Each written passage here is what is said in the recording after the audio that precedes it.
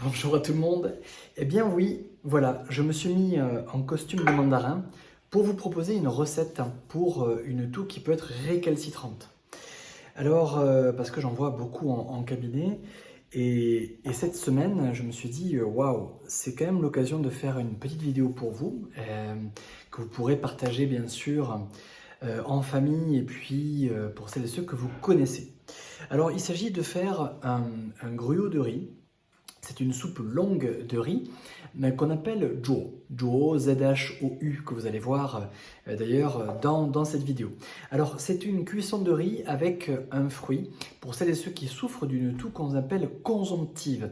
Suite à une maladie épidémique, par exemple, eh bien, il y a des gens qui toussent depuis la dernière en date, la personne qui est venue consulter à Lausanne, je crois que ça faisait 8 semaines, donc 2 mois qu'elle tousse, et de façon, on sent que c'est une toux qui n'arrive pas à partir. Alors comment vaincre ça? Alors cette recette va vous servir pour les gens qui souffrent de toux plutôt sèche, voire glaireuse, mais attention à ne pas faire cette recette pour des gens qui souffrent de diarrhée et de selle molle, surtout avec les personnes âgées. Donc vous avez besoin, je vais faire une courte comparaison, ou même deux options que vous allez avoir.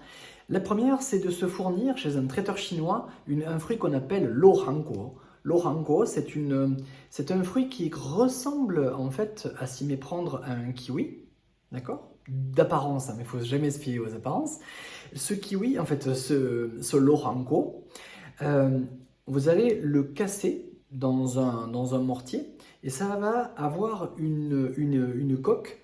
Vous allez casser tout, en fait, vous allez garder la totalité. Ça va avoir, je l'ai cassé un petit peu pour vous. Vous voyez, si vous voyez, hop, je vais faire un peu plus comme cela.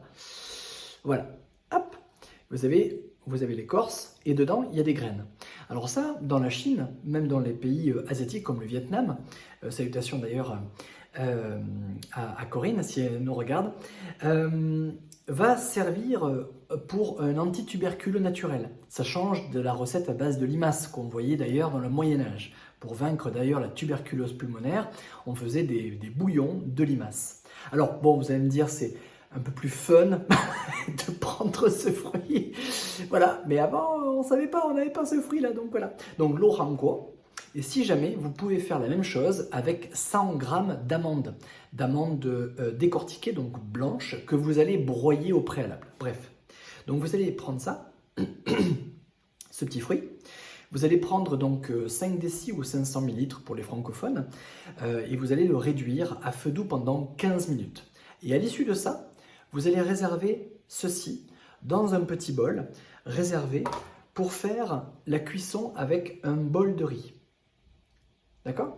Donc, un bol de riz, un fruit, comme cela, ou 100 grammes, 90 ou 90 grammes pour les Suisses, 90 grammes ou 100 grammes d'amandes décortiquées. Si c'est possible de les faire torréfier avant, c'est quand même mieux pour avoir une valeur, pour permettre la condensation, pour permettre à l'énergie du poumon d'être un peu plus retenue et donc la toux sera traitée un peu plus efficacement. Bref, donc vous allez prendre un bol de riz, le riz vous allez le nettoyer, puis vous allez le laisser tremper pendant 30 minutes.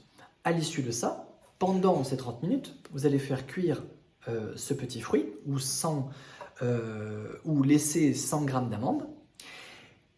Et puis après ces 30 minutes, vous allez mettre donc l'infusion de ce fruit dans l'eau de cuisson en veillant bien à faire l'équivalent de 8 à 9 volumes de riz. D'accord? Donc vous allez peser ce riz, ça fait 100 grammes environ. Mais là on parle de volume de riz. Ok? Donc un volume de riz que vous allez faire tremper pour 8 volumes d'eau, y compris l'infusion de ce petit fruit. Ok? Donc admettons, moi je l'ai fait ce matin pour Fiston. Cet équivalent de 500 ml après la cuisson de 15 ml, ça me donne environ 2 bols comme cela. Donc, il me reste 8 moins 2, il me reste 6 volumes d'eau à rajouter pour la cuisson du riz. Tout simple. Donc, à l'issue de ça, on fait cuire, on porte à ébullition donc ce riz, et après porter à ébullition à feu doux pendant 1 heure. Et après, vous allez voir le côté homogène. Il faut que ça fasse vraiment de la pâte. Et cette pâte, qui va être d'un ton violet marron, vous allez pouvoir en consommer l'équivalent d'un bol, comme cela, peut-être plusieurs fois par jour, si vous souffrez de toux sèche ou un peu glaireuse, plus quand même vers une toux sèche consomptive, qu'on n'arrive pas à faire sortir, d'accord, qu'on n'arrive pas surtout à traiter. Voilà, donc ça c'était avec le fruit, et vous faites la même chose, sauf qu'il n'y a pas d'infusion d'amande. Vous allez mettre à l'ébullition du riz, vous allez rajouter les 100 g d'amandes que vous allez broyer au préalable. Tout simplement, la même mode de cuisson, le même nombre de volumes d'eau. C'était juste une option si jamais vous n'avez pas ce fruit qui apparaît à l'écran. Voilà. Et ceci pour vous dire que le lancement des cours en ligne, de l'expérience en ligne autour de la diététique chinoise va venir courant du mois de mars, et je serai ravi de vous rendre visite depuis, en fait c'est vous qui allez me rendre visite peut-être, depuis mon salon et ma cuisine, pour faire de votre santé un véritable atout dans votre vie, avec des bonus, des cadeaux, des invités aussi, et puis un cercle santé que j'ai réuni avec différents thérapeutes de différents horizons aussi, pour vous donner une valeur ajoutée dans votre santé au quotidien. Donc si vous n'êtes pas inscrite ou inscrit encore, c'est le moment de le faire pour recevoir l'offre des premiers lancements sur www.santé-tradition.com, www.santé-tradition.com, comme c'est indiqué en dessous de la vidéo, et puis je vous retrouve dans d'autres programmes. Sachez que demain, on est le 5 février, c'est la première pleine lune de l'année avec le début du printemps. La dernière vidéo que j'avais fait, je disais que c'était le réveil des insectes.